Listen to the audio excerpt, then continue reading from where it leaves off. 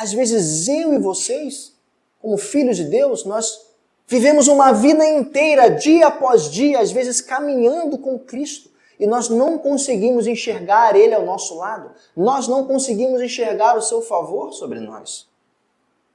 De como às vezes nós conseguimos estar servindo a Deus sem perceber Ele ao nosso lado ou ao nosso favor, e servindo de uma forma cega.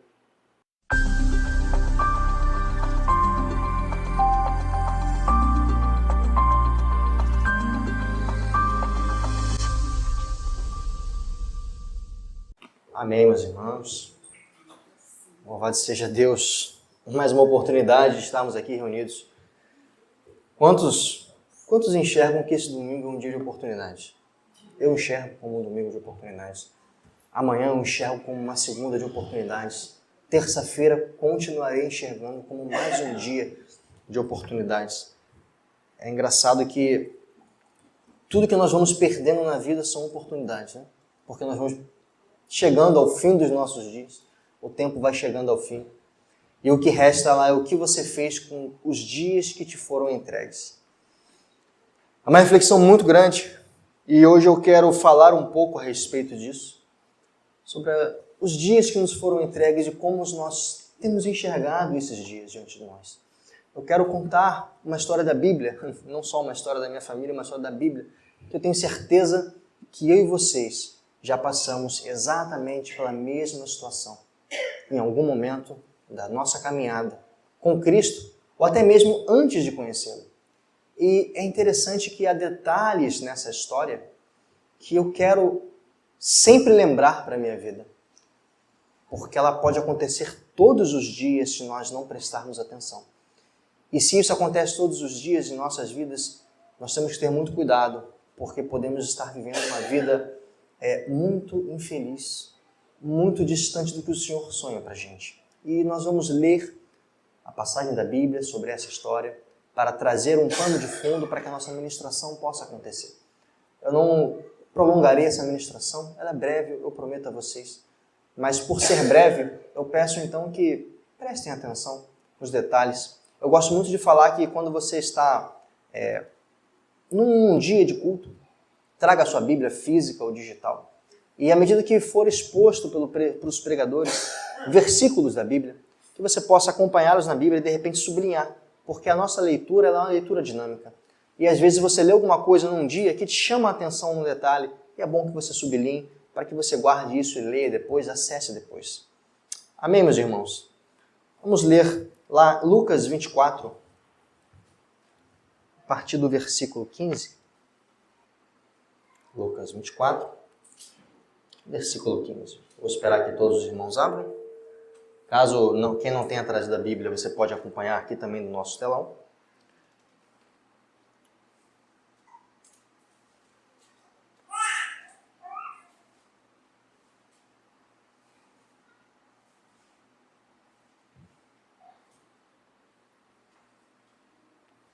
Vou ler só um pouquinho antes, mas para fazer sentido, eu vou ler a partir do versículo 13. O subtítulo diz assim: No caminho de Emaús. Então, no versículo 13, diz assim a palavra do Senhor, em Lucas 24. Naquele mesmo dia, 2 deles estavam indo para um povoado chamado Emaús, a 70 estádios de Jerusalém. No caminho, esses 2 conversavam a respeito de tudo o que havia acontecido. Enquanto conversavam e discutiam, o próprio Senhor Jesus se aproximou e começou a caminhar com esses 2 homens. Mas os olhos deles foram impedidos de reconhecê-los. Eu peço que grifem isso. Mas os olhos deles impediram de reconhecer o Senhor Jesus. Vamos continuar. Ele então, o Senhor Jesus, lhes perguntou: sobre o que vocês estão discutindo enquanto caminham? Eles pararam com o rosto entristecido. Um deles, chamado Cleopas, perguntou-lhe: você é o único visitante em Jerusalém que não sabe das coisas que ali aconteceram nesses dias? Que coisas? O Senhor Jesus perguntou. O que aconteceu com Jesus de Nazaré? Eles responderam. Ele era um profeta poderoso em palavra e em obras diante de Deus e de todo o povo. Os chefes dos sacerdotes e as nossas autoridades o entregaram para ser condenado à morte e o crucificaram. Contudo, nós esperávamos que ele Era ele quem traria a redenção de Israel. Hoje é o terceiro dia desde que tudo isso aconteceu. Algumas das mulheres entre nós nos deram um susto hoje. Foram de manhã bem cedo ao sepulcro e não acharam o corpo dele.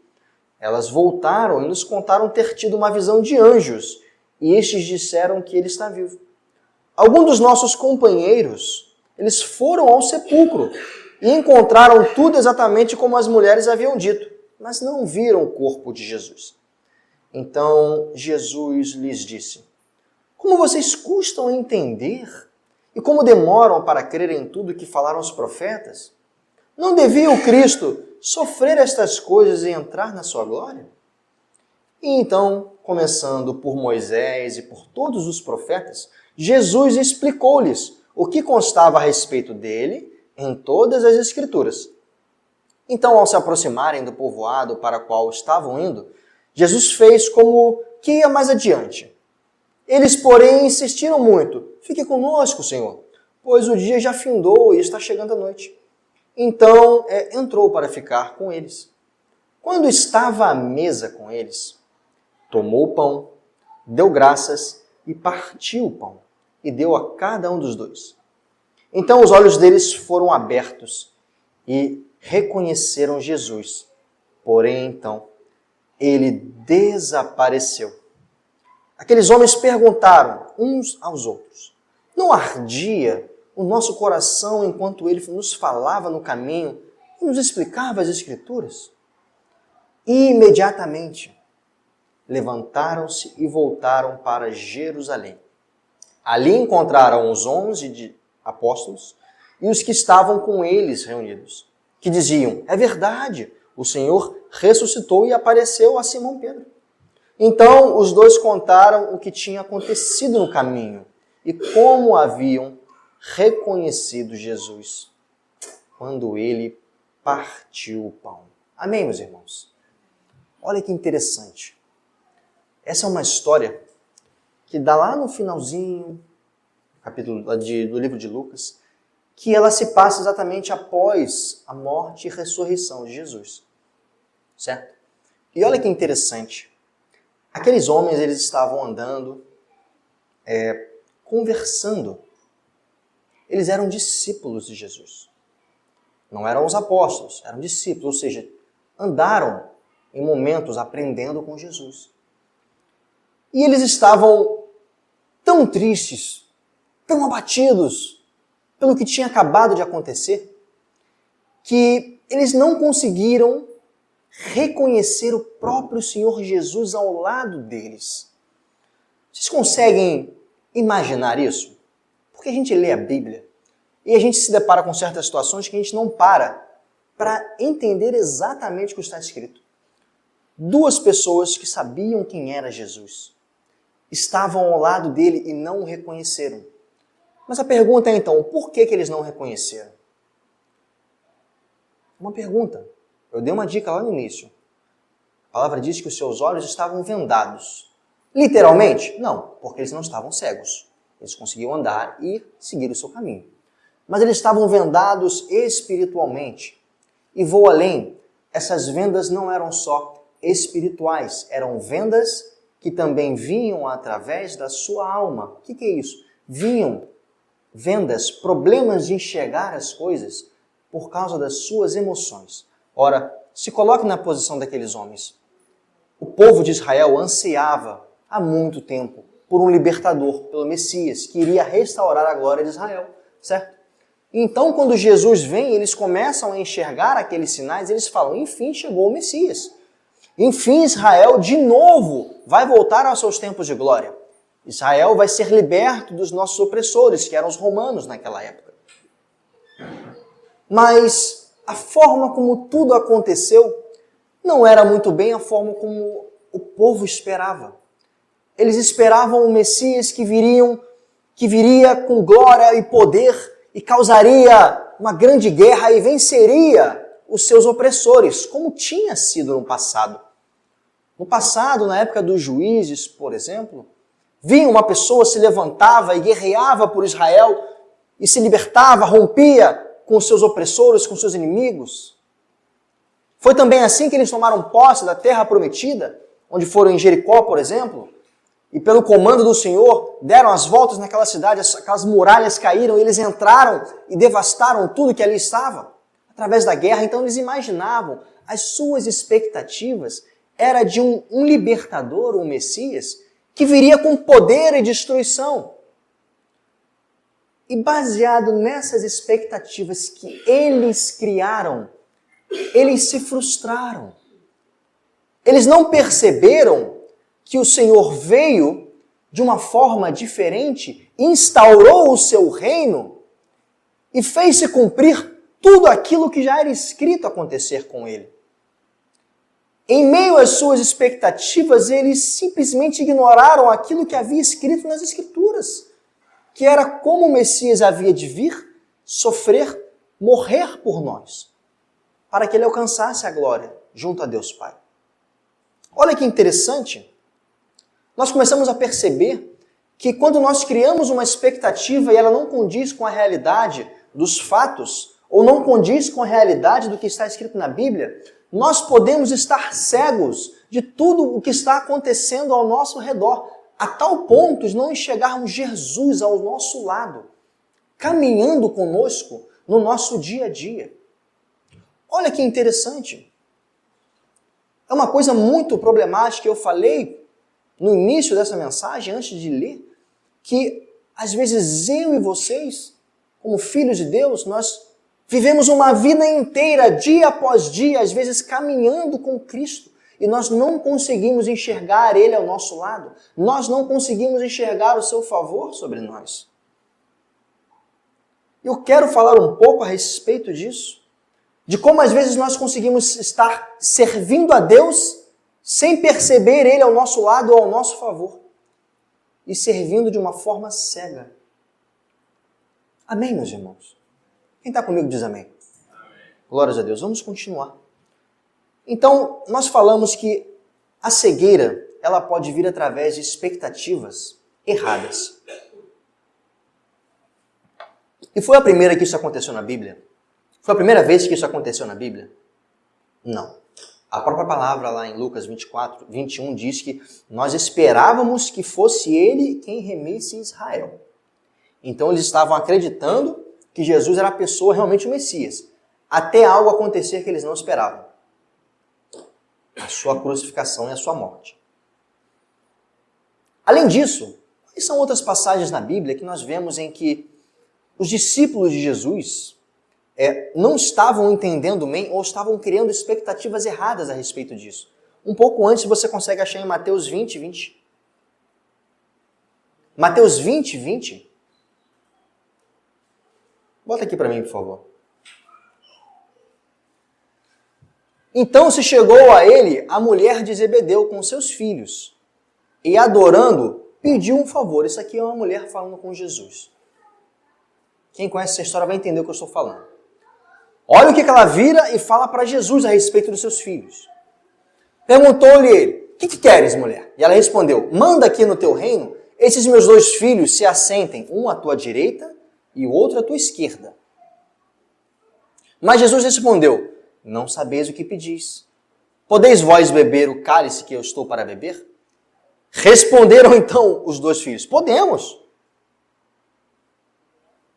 Então ele lhes disse, bebereis o meu cálice, mas o assentar-se à minha direita e à minha esquerda não me compete concedê-los. É porém para aqueles a quem está preparado por meu Pai aqui. Uma mãe está intercedendo junto a Jesus pelos seus filhos. Porque, veja, eles estavam seguindo Jesus, eram seus discípulos. E ela estava preocupada em que posição que eles iriam ocupar quando o reino de Jesus se estabelecesse na terra. Ela estava com uma visão extremamente equivocada do que seria a libertação de Israel. Ela achou que o mais importante depois de tudo aquilo ali é que eles estivessem em posições de prestígio. E olha, os filhos estavam andando com Jesus. Eles estavam sendo ministrados diretamente, mas estavam ouvindo e não estavam entendendo. Ouvindo, mas não entendendo. Jesus, por várias vezes, falava em seus sermões, aquele que tem ouvidos, ouça. Ora, porque aquilo que ele estava falando era para ser escutado e entendido de uma forma diferenciada. Mas as pessoas criavam expectativas próprias a respeito do que elas estavam enxergando para alcançar os seus benefícios. A ponto de uma mãe tentar falar com Jesus para pedir para os seus filhos ficarem como braço esquerdo e direito de Jesus.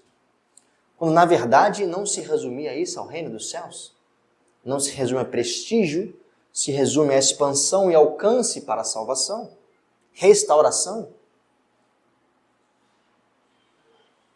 Lá em Atos 1:6. Então os que estavam reunidos lhe perguntaram: Senhor, é neste tempo que vais restaurar o reino de Israel? Até os próprios apóstolos. Eles não tinham entendido ainda. Depois da aparição de Jesus junto a eles, eles perguntam ao Senhor: então é agora? É agora que se restaura? Já fora cumprido. O processo já fora consagrado naquela cruz. Agora é o próximo passo. Vocês vão seguir adiante fazendo a expansão do reino de Deus. Veja, até os próprios apóstolos não tinham entendido ainda tudo que plenamente estava acontecendo, mesmo caminhando intimamente com Jesus. E aí eu paro e tenho que trazer isso a nós, igreja. Porque, veja, a maneira como esperamos algo de Jesus, ela é fundamental para a forma como vamos viver este evangelho. Gente, a forma como nós esperamos algo de Jesus é fundamental para que nós possamos enxergar e viver o evangelho. Como a gente está esperando que Deus opere na nossa vida hoje? O que você está esperando? Como que você espera que isso aconteça? Porque se você acha que a manifestação de Deus na sua vida é só através de milagres gigantescos, de ressurreição, de ver mortos ressuscitarem, de ver inimigos seus caírem, de você triunfar sobre alguém, se você espera somente dessa forma, desculpa te dizer, mas você está tão enganado quanto o povo lá quando Jesus veio à terra e se enganou do que seria o Messias passando na terra.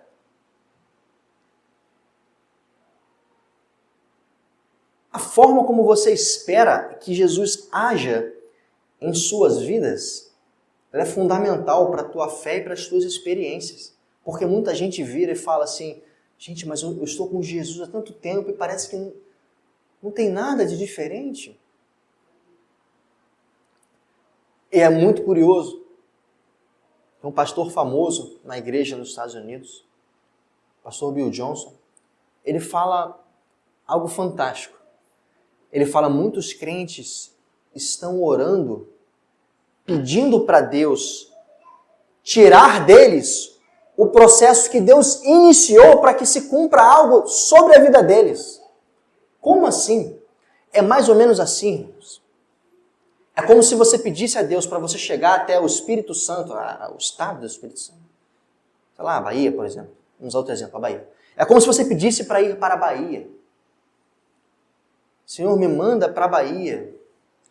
E aí Deus vai e te dá um cavalo. Aí você vira para Deus e fala assim: meu Deus, esse cavalo está na minha porta, Senhor, eu não consigo sair de casa por causa do cavalo. Ele está fazendo muita sujeira na minha porta, esse cavalo parece que ele está possuído, ele é do maligno, porque eu abro a porta, ele levanta para mim, sorri para mim, fala comigo, eu não entendo nada, esse cavalo está me proibindo de sair de casa. Senhor, me ajuda, eu queria uma forma de chegar até lá, mas esse cavalo não deixa. E aquela pessoa começa a orar para que aquele cavalo vá embora. É mais ou menos isso, mas na verdade você tem que sair, domar o cavalo, cuidar dele, criar uma relação com ele para que ele possa te levar até a Bahia. Veja, a forma como nós criamos a expectativa a respeito daquilo é muito complicado. Você quer ver outro exemplo de expectativas criadas muito erradas, que deram problema para a vida daquela pessoa? Jonas. Jonas foi uma pessoa... É uma história até engraçada, né, de você ler na Bíblia. Porque o livro de Jonas, a bem dizer, ele trata a história de uma pessoa que fez pirraça com Deus porque não queria fazer o que Deus manda. Mas para pensar. Então por que Deus botou isso na Bíblia?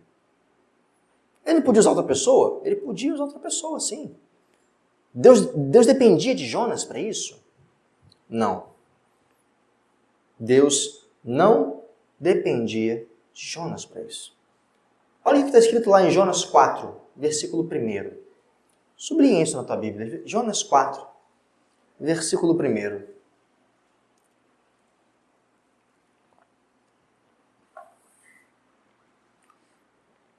Jonas, porém, ficou profundamente descontente com isso e enfureceu-se.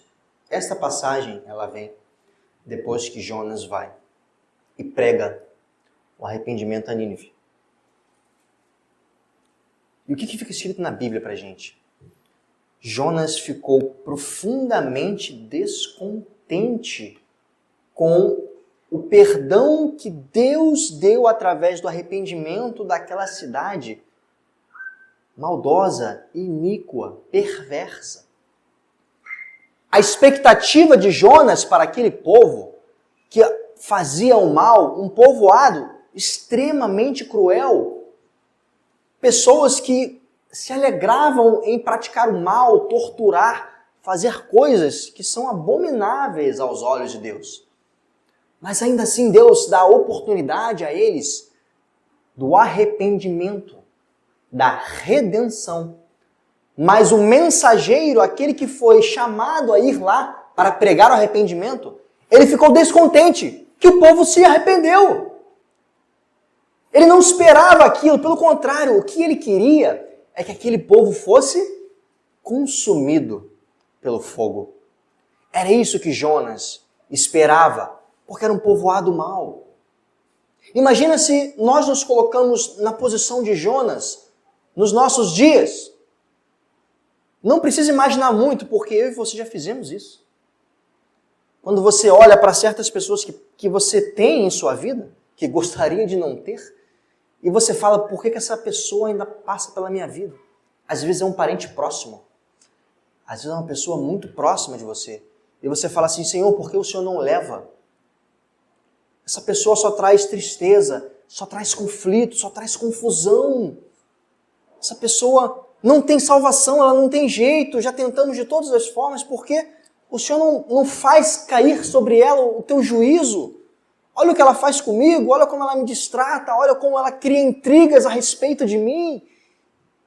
Era esse o sentimento que Jonas tinha a respeito daquele povoado, que via fazer todo o mal para aqueles que estavam nas proximidades e muito além. A sua expectativa era outra. Ele queria que o seu desejo de ver aquilo acontecer acabasse logo, fosse cumprido. E porque ele sabia da misericórdia e do poder de Deus, ele não quis ser o instrumento para que aquilo acontecesse. Meu Deus. Porque ele a palavra fala que Senhor, eu sabia que o Senhor perdoaria. Por isso que eu não quis ir. Ele desabafa com Deus. Mas o interessante é que ele não quis fazer parte desse processo. Mas o que interessa, meus irmãos, sobre essa história, é que Deus não queria que basicamente só o povo, aquele povoado, Nínive, fosse salvo. Ele queria que através desse objetivo, Jonas fosse o responsável por passar por esse processo de entender a graça e a salvação de Jesus que estaria por vir. Já pararam para pensar a respeito disso? A nossa vida, uma vida com Cristo, ela não se resume a um objetivo final. Porque se fosse isso, nós teríamos que entender o real objetivo final, que é estar com Cristo na eternidade. O que Ele quer é toda essa transformação nesse processo. O que Ele queria fazer com Jonas é ensiná-lo sobre como seria a graça de Jesus, que mesmo diante de todos os pecados e problemas, das maldades, das abominações que eu e vocês fazemos, ainda assim Ele está disposto a entregar a redenção por eu e vocês. Imagina se Jesus não quisesse fazer o que Ele fez naquela cruz. Ele tinha esse direito. Ele tinha essa escolha. Inclusive, a sua alma gritou dentro dele, falando, Senhor, se for possível, aparta de mim esse cálice. Porque o processo seria muito doloroso. Mas ele decidiu fazer parte desse processo. E não quis olhar só para o final. Ele foi até o fim e fez o que era necessário. Frequentemente nós não reconhecemos a voz de Deus. Sabe por quê? Sabe por que às vezes eu e vocês não reconhecemos a voz de Deus nos falando algo? Porque nós já criamos a forma como nós queremos escutá-lo. Porque nós já decidimos definir como nós queremos a solução de Deus para a nossa vida. E nós não enxergamos a voz. Nós não ouvimos a sua voz. Nós não enxergamos o seu favor. Nós não enxergamos ele agindo sobre nós. Porque nós já nos fechamos. Sabe quando você vai conversar com alguém? Ou numa entrevista de emprego, ou numa negociação. E você já vai com a sua cabeça pronta. Não, eu quero isso, eu quero aquilo. Se não for assim, para mim nem adianta. Pois é. Aí você vai para uma entrevista de emprego. Você vai em mente, não, eu quero ganhar este salário. Eu quero trabalhar tantas horas. Porque é disso que eu preciso. E se não for assim, isso não vem de Deus. Não é assim? Aí você vai para a entrevista. E você chega lá. E aquela pessoa vai e te oferece um salário menor. Porque é o que ela pode pagar naquele momento. Mas te oferece uma carga de horário flexível.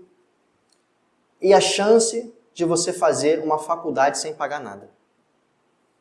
Aí você vira para Deus, não, Senhor, fiz prova de Ti, eu cheguei em casa, eu orei, eu me preparei para essa entrevista, eu entreguei a Ti e fiz a prova do novelo. Se não fosse essas condições, eu saberia que não vinha de Ti.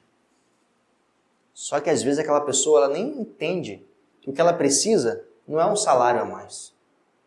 E às vezes ganhar um pouco menos e ter uma carga de horário flexível para ela continuar investindo na carreira dela e estudando e fazendo a faculdade que aquele empregador ia disponibilizar de graça para crescimento dela, sem você arcar com um custo que seria muito maior da diferença do salário que você está recebendo a menos.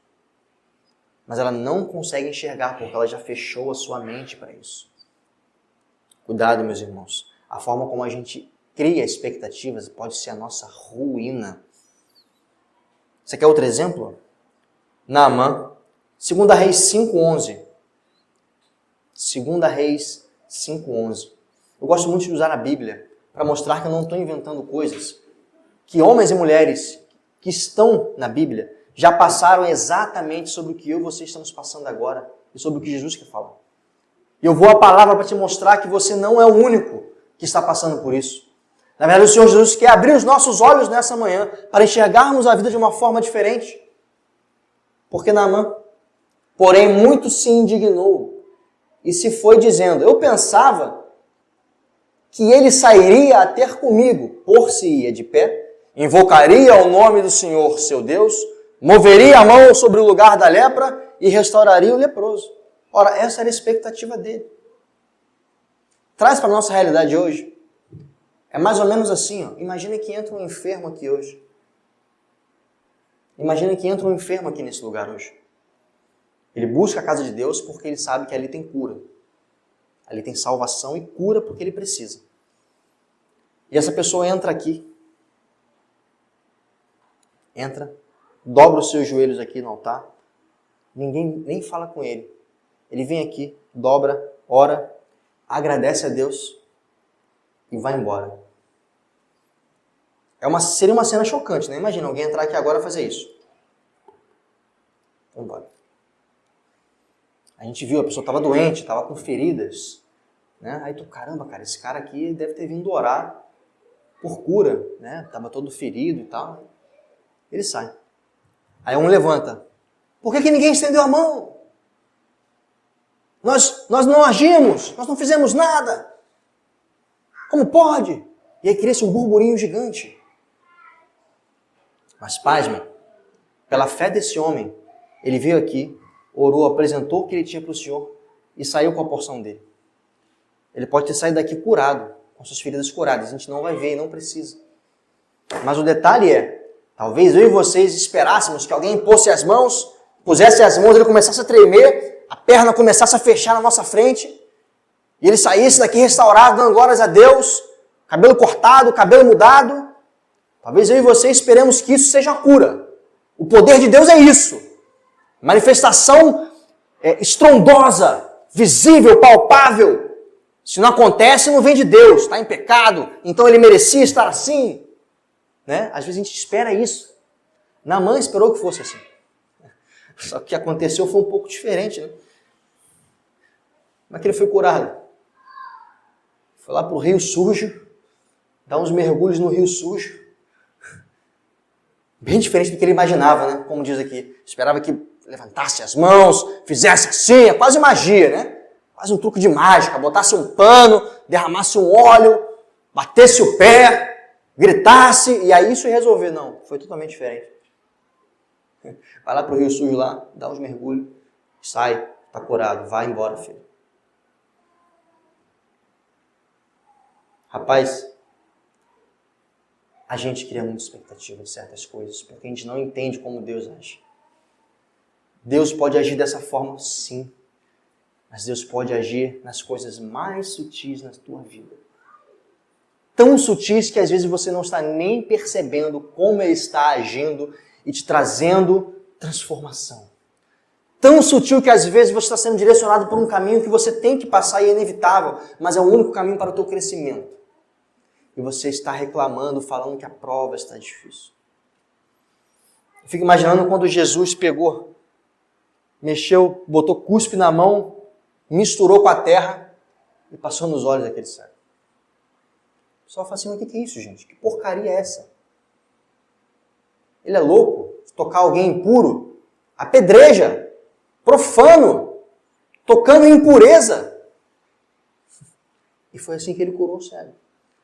Foi assim que ele curou todo cego? Não. Não foi assim.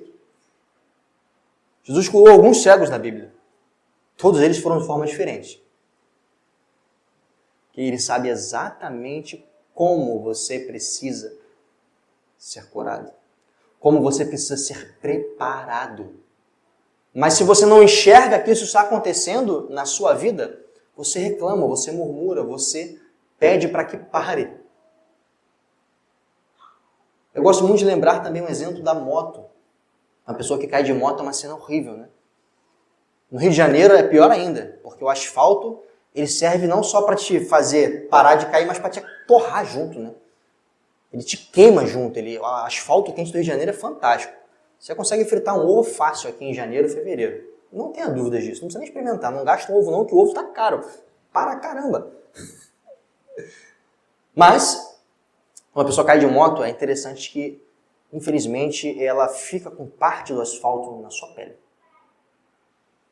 É muito ruim, porque ela tem que passar por um processo chamado raspagem. É um processo muito doloroso. Muito doloroso. Muito. E, pasme, essa dor ela é necessária. Porque se aquela pessoa não passa por um processo de raspagem, o que acontece? Infecciona. E aí aquela dor que ela não quer passar vai responder mais à frente, logo logo, uma dor muito maior que pode levar a outros problemas que não eram para estar ali. Às vezes um acidente de moto é uma fatalidade, porque você não tem controle sobre tudo. Você tem controle sobre a moto. As pessoas que estão ao teu redor você não tem controle. Faz parte. Às vezes nós nos acidentamos. Passamos por coisas que não estão ao nosso controle. Mas se nós evitamos o processo de ter que sair daquela situação, nós entramos de cabeça em algo que não estava previsto para a gente. E se você não passa pelo processo de raspagem, você vai ter uma infecção e você vai ter outros problemas. Assim é uma caminhada com Cristo, onde pessoas não estão reconhecendo o processo que elas estão passando. Sabe, muita gente aqui ora, eu creio nisso, eu oro muito. Eu oro de muitas formas, às vezes no silêncio, só fechando os olhos. Às vezes a gente só tem tempo para isso, né, Kleber? No meio é um problema que a gente está. Você fecha o olho e fala assim, Senhor, pelo amor de Deus, está difícil. Está difícil. Ele sabe o que você está passando. Mas é o tá difícil que é o que está sendo necessário. Às vezes você está lidando com uma pessoa muito impetuosa, uma pessoa, às vezes, mal educada, lidando com uma pessoa extremamente gananciosa e egoísta. Às vezes essa pessoa está dentro da tua casa e você não tem o que fazer, só conviver. E olha que interessante. Quando isso acontece, qual é a primeira coisa que vem à tua cabeça? Eu quero fazer essa pessoa sair daqui. Porque a fuga, ela é o remédio mais rápido. Às vezes a fuga é necessária, tá? Para outros problemas piores não acontecerem. Mas na maioria das vezes não. E aí, ao invés de você ter aquela oportunidade diária de aprender a lidar com esse tipo de problema, você pede para que ele suma da sua vida. Cuidado, às vezes some. E você perde a oportunidade de ter o que viria depois de todas aquelas dores serem tratadas. Já tentaram cuidar de um cachorrinho machucado?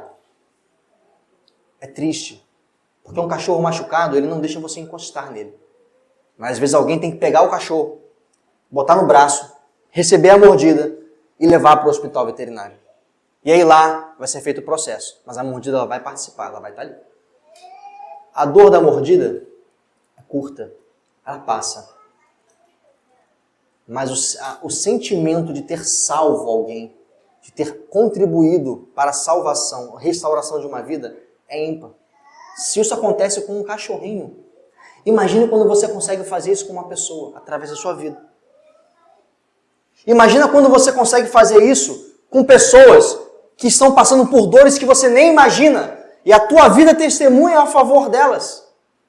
Você suporta as dificuldades, você suporta o mau humor, você suporta as dores também daquela pessoa para poder ajudá-la. Foi isso que Jesus fez por eu e vocês. Ele suportou dores que a gente não consegue imaginar para que nós pudéssemos ser alcançados pelo seu Evangelho, para que nós pudéssemos receber o Espírito Santo. Sabe, Deus me ministrou uma coisa muito difícil ao meu coração. Eu, quando passei pelo que muitos chamam de acidente, tive uma situação de acidente que eu fiquei muito mal, fiquei queimado, né? E durante o tempo que eu fiquei internado, foi muito angustiante, não por causa de dores no meu corpo, porque eu clamava a Deus por uma coisa e eu não tinha resposta. Eu clamava a Deus, Senhor, por que eu estou passando por esse processo? Eu não perguntei a Deus, por que isso aconteceu comigo? Eu procurei ir além. Isso seria uma pergunta egoísta, uma pergunta tola. Falei, Senhor, por quê? Me ajuda a entender por que eu estou passando por esse processo. E eu não tive resposta. Até o processo acabar.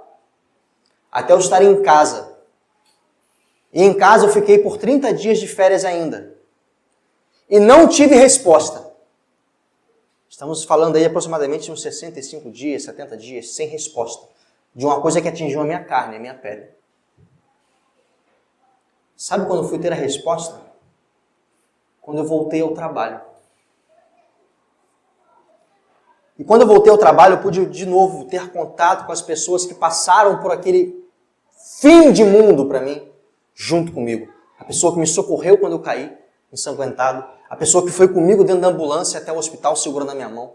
A pessoa que só viu de longe e ficou desamparada, pensando o que seria se fosse com ela que tivesse acontecido. Eu pude ver cada um dos rostos que estavam comigo ali. Mas eu não enxergava naquele momento. E eles vinham até mim e falavam, cara, o que você passou eu não saberia o que faria se passasse no teu lugar. Mas ver você passar me mostrou que é possível. Me mostrou que dá para passar pelo vale da sombra da morte e continuar, e se reerguer, e voltar, e seguir adiante. E eu ouvi aquilo e falei assim, mas eu não fiz nada demais. Eu só segui em frente, olhando para Cristo. E aí muitas pessoas vieram até mim. As psicólogas, que estavam tratando as pessoas pelo incidente, elas queriam conhecer quem era o Paulino, que passou por tudo aquilo e todo mundo estava elogiando. Elogiando como? Que estava passando e estava com um sorriso no rosto. Que não estava murmurando, que não estava para baixo. Pelo contrário, estava enxergando a coisa de uma forma diferente. Para mim isso não era palpável. Pelo contrário, dentro de mim eu estava angustiado, morrendo por dentro porque eu não tinha uma resposta de Deus do porquê daquilo estar acontecendo. O porquê daquilo estar sendo comigo. Mas à medida que eu ia olhando para Cristo, independente dos problemas que estavam acontecendo, aquilo estava transformando vidas. Aquilo estava alcançando pessoas e eu nem imaginava. E sabe quando Deus quebrou as minhas pernas? No sentido figurado, obviamente. Porque Ele, para me responder, Ele me fez uma pergunta. E eu fiquei constrangido com aquela pergunta. Ele falou assim: filho, se eu te falasse que você precisaria sofrer muitas dores para que vidas pudessem ser transformadas, você faria?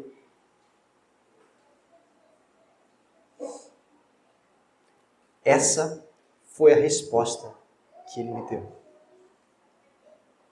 Se eu te falasse exatamente o que teria que acontecer, você iria voluntariamente, se colocaria naquela posição, em amor a outras vidas, sabendo que a sua família ia ter que sofrer, sabendo que você teria que sofrer, na sua pele, dores, você faria? Eu falei: Senhor, obrigado. Tu és o meu Senhor, Tu és o meu Salvador. É em Ti que eu coloco as minhas esperanças. Se foi isso que aconteceu comigo, amém, porque parece que está dando certo. Eu não quero ser ingrato. Eu não precisei nem responder, porque Ele sabe do meu coração.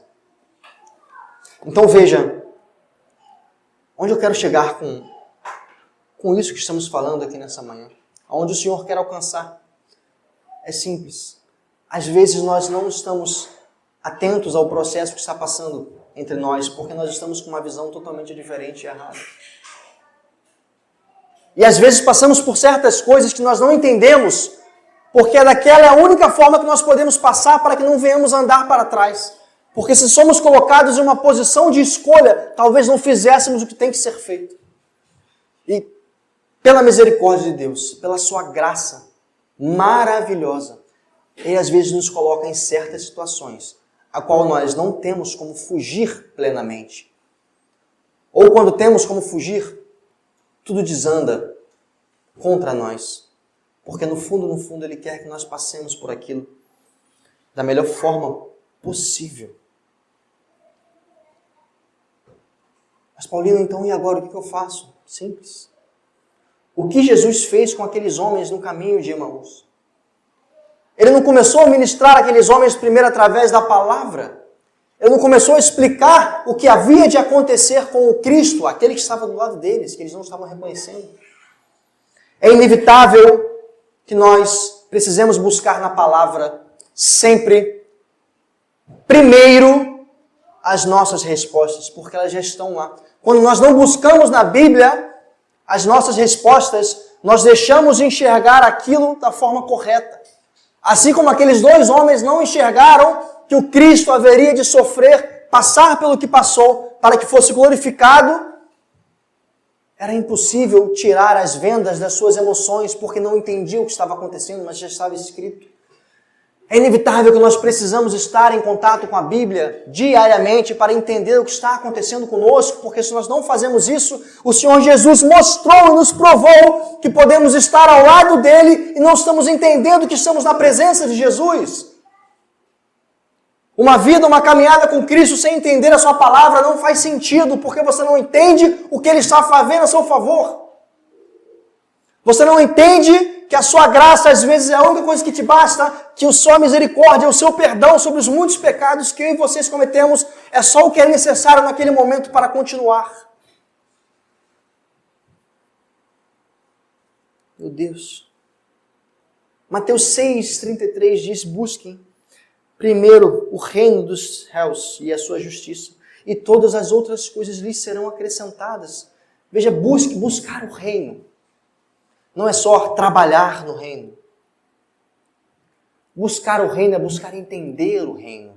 É buscar estar junto à palavra, é buscar estar junto ao perdão, é buscar estar junto à graça de Deus, para que todo o resto lhe possa ser acrescentado, e você entende que literalmente está sendo acrescentado sobre a sua vida aquilo que você não tinha.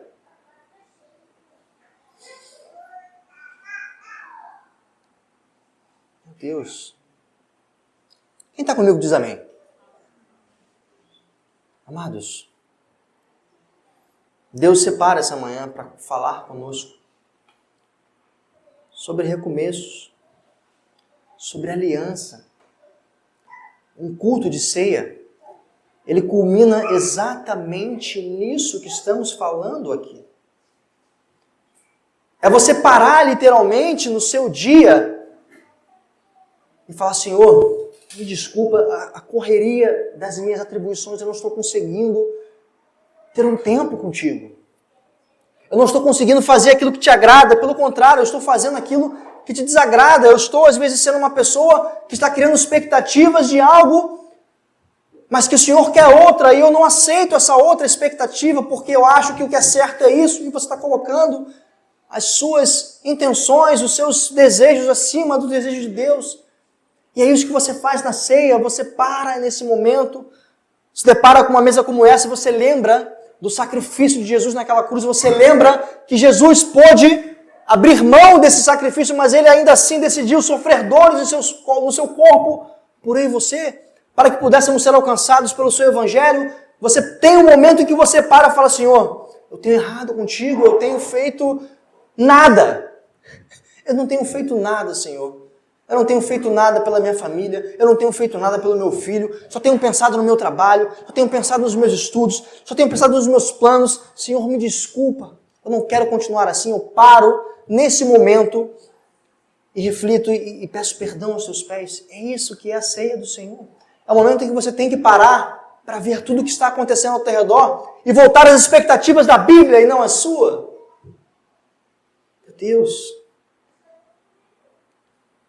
E como nós conseguimos fazer isso, meus irmãos? É só através daquilo que Jesus deixou para nós, chamado o Espírito Santo. Muitas pessoas ignoram o Espírito Santo, mas eles ignoram o maior presente que o Senhor nos deixou depois do seu perdão. O Espírito Santo é o maior presente que Jesus nos deixou depois do seu perdão por nós. Porque ele fala que ele precisa ir para que o Consolador venha. Jesus precisava ir aos céus, ressuscitar, para que o Espírito Santo viesse sobre nós, porque é ele que nos conecta plenamente de novo com Deus Pai. É através dele que nós podemos falar que o véu foi rasgado, porque nós somos então permitidos entrar naquele espaço chamado Santo dos Santos, que é a presença de Deus. É através do Espírito Santo que você pode estar em comunhão plena com Deus. E as pessoas insistem em ignorar isso. O poder que o Espírito Santo tem de trazer o incômodo, de trazer a revelação, de trazer a comunhão com Deus, eles ignoram tudo isso como se fosse uma coisa, uma vírgula que está escrito na Bíblia. É através do Espírito Santo de Deus que nós passamos a ter a revelação do que o Senhor quer sobre nós. É através dele que nós temos que nos conectar a Deus e entender os planos que ele tem para nós.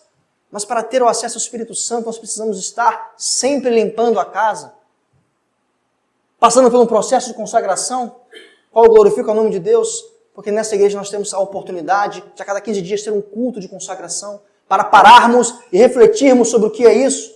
No último culto de consagração tivemos a oportunidade de falar sobre o que é consagração, os passos necessários, o que compreende cada passo e o porquê é tão importante, para estarmos mais conectados às expectativas do céu, sobre o que Jesus espera daquilo que estamos passando e não aquilo que estamos enxergando. Meu Deus. Meu Deus. Por fim, para encerrar essa mensagem, eu falo sobre um dos versículos do livro de Tiago. Eu peço que você abra a sua Bíblia e sublinhe com verde marca-texto. Aleluias. Tiago 1, versículo 2, eu vou ler até o 4, que diz assim: meus irmãos, tende por motivo de toda alegria o passardes por várias provações, sabendo que a provação da vossa fé, uma vez confirmada, produz perseverança. Ora, a perseverança deve ter a ação completa para que sejais perfeitos, íntegros e em nada deficientes. Às vezes eu e vocês passamos por problemas intensos. Mas primeiro, como o Senhor Jesus disse, tem de bom ânimo. Tem de bom ânimo. Ou seja, ele sabe que o seu ânimo vai cair. Ele está te exortando a animar-se. E ele vai além. Entenda que isso é para o teu crescimento. Entenda que isso é para que você possa suportar o que está por vir. Entenda que isso é para que você possa alcançar e não fique como o povo de Israel 40 anos no deserto, andando em círculos, passando por um processo que deveria ter sido muito curto. É sobre isso que é a história do povo de Israel no deserto. Um processo que levaria muito menos tempo, ele precisou ser prolongado para que ele pudesse ser tratado, para que as suas expectativas que tinham dos tempos de escravidão e do que era a vida no Egito pudessem ser tolhidas, alteradas, descartadas e mudadas o foco, para que eles pudessem entrar na terra prometida. Era por isso, porque se eles entrassem da mesma forma que eles estavam ao sair do Egito, eles não alcançariam a plenitude de alcançar aquela terra e povoá-la. Eles se misturariam com os costumes daqueles que lá estavam. E seriam corrompidos assim como foram corrompidos no Egito. Então anime-se, se hoje você passa por dificuldades, por processos difíceis e dolorosos, porque eles geram adaptações na sua vida, no seu corpo, para que você possa alcançar o que Jesus quer. É por isso que hoje você para nessa manhã e vem até esta casa, mais uma das casas que Jesus deixou aqui à terra, para ser instruído sobre o que fazer, sobre como você deve enxergar as coisas, para que você alcance não somente aquilo que você tem sonhado no seu coração, para que você alcance também, além dos seus sonhos e objetivos, você alcance aquilo que Deus quer para você. Porque um dia você falou: Senhor, eu me coloco à disposição do teu reino. Hoje eu reconheço o Senhor como meu Senhor e Salvador. Você recebe a salvação, mas você não está recebendo o senhorio. E não é assim que funciona. Por isso que você confessa quando você aceita Jesus, que você recebe a salvação através da confissão dos seus pecados, e você recebe o senhorio. Uma vez recebido o senhorio, você tem também a obrigação de estar em obediência para você cumprir aquilo que Deus quer para você. A sua expectativa de Jesus, ela precisa ser ajustada. Porque se você enxerga o Senhor Jesus apenas como um pai que está disposto a dar tudo para o filho, cuidado. Você pode se frustrar. Porque um pai que deu tudo para o filho, sabe o que o filho fez? Matou o pai e quis usufruir da herança antes mesmo dele vir à morte. E assim nós estamos fazendo, como filho pródigo. Nós estamos querendo alcançar os tesouros que Deus tem para nós na eternidade, isso com o objetivo fim, estamos esquecendo do processo até que Ele nos dê a sua herança. Nós estamos matando de novo Jesus e falando: não, eu quero o que você tem para me dar, não quero o que você tem para mandar eu fazer, não. Foi isso que aquele filho fez. Ele quis sair antecipadamente da casa do seu pai para usufruir as coisas do mundo. Só que não tinha maturidade. Ele não tinha maturidade. Geralmente a herança você recebe quando você já está mais velho, quando você tem um certo nível de maturidade, mas ele quis receber enquanto jovem, para fazer uso inadequado. E o que aconteceu? Ele se frustrou, ele se machucou, ele passou fome e precisou voltar à casa do pai. Depois de muito tempo, muitas dores e pobreza. Olha como são as coisas. Às vezes eu e você estamos sendo poupados de chegar nesse nível, de alcançar alguma coisa que queremos muito, não estamos preparados para isso, e se alcançarmos vamos nos machucar, perder tempo, perder dinheiro e vitalidade. Cuidado! É sobre isso que o Senhor Jesus quer falar conosco nessa manhã. As nossas expectativas elas têm que estar alinhadas com as expectativas do céu, porque senão não reconhecemos o favor de Deus, e muito pior do que isso, vamos além, andando junto a Ele, sem mesmo entender que Ele está conosco. E vamos a caminhos que Ele não quer que estejamos. Amém, meus irmãos? Se coloque de pé, por favor.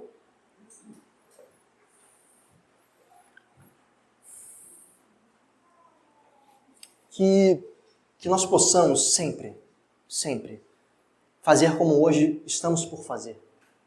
Parar diariamente no seu quarto, dobrar os seus joelhos, falar com Deus: Senhor, me ajude a enxergar como o Senhor quer enxergar. As minhas expectativas estão criadas sobre algo. É sobre isso. É sobre isso que é estar me mudando de estado? É para alcançar novas vidas? Ou é para sair de um problema que eu criei e não tem mais solução? Fale com Deus. Fale com Deus nessa manhã. No silêncio, dentro de você. Antes mesmo de tomar da ceia, faça uma introspecção. Fale com Deus. Peça para o Espírito Santo ajudar você a identificar aquilo que ainda não está agradando a Deus. Pare, aproveite esse momento em que você veio aqui, esse lugar, onde as vozes do mundo lá de fora não têm força aqui dentro, não estão no seu ouvido te bombardeando, te julgando, te condenando. Fale com Deus nesse momento, nesta manhã, para que você possa entender os passos que estão por vir, que é a ceia do Senhor. Amado Deus, nós entregamos o nosso coração diante de Ti. Nós oramos a Ti, Deus Pai, para que nos ajude, Pai, a enxergar com os Teus olhos, Pai. Nós não queremos ser como esses dois homens no caminho de Emaús, estar com os olhos espiritualmente vedados, sem enxergar que o Senhor está ao nosso lado, Pai. Não queremos andar uma caminhada contigo e ter somente que perceber, depois que tudo aconteceu, o Senhor não está mais entre nós. Amado Deus, nos ajude a enxergar o Teu senhorio sobre nós, o processo que o Senhor tem nos colocado, de maneira que nós conseguimos enxergar o porquê de tudo aquilo. Nos dê força para andar, Pai, quando os nossos olhos não conseguem mostrar para nós aquilo que queremos enxergar. Nos dê, Pai, coragem para seguir, mesmo com medo, diante das dificuldades. Nos ajude, Pai, a seguir em frente, em fé, através do Teu Espírito, sabendo o que temos que fazer e que não venhamos a esmorecer, Pai, das dificuldades, que não venhamos a esmorecer das dores que recaem sobre nós, que não venhamos a esmorecer pela falta de paciência, de tanto tentar, amado Deus, que nós sejamos como o Senhor, Pai, que não deixou de fazer o que tinha que ser feito, mesmo depois de tantas dores, mesmo depois de ser recusado, ser chamado de príncipe do inferno, mesmo depois de ser apedrejado. Amado Pai, nos ajude a seguir em frente. Nos ajude, Pai, a suportar a Tua cruz, que o Senhor disse que é leve, Pai. Que ela tenha a nossa medida. Nos ajude, Pai, diariamente, já que a Tua igreja levanta como clamor diante de Ti, Pai. Nos ajude a seguir em frente, enxergando como o Senhor enxerga, em nome de Jesus. Amém. Glórias a Deus.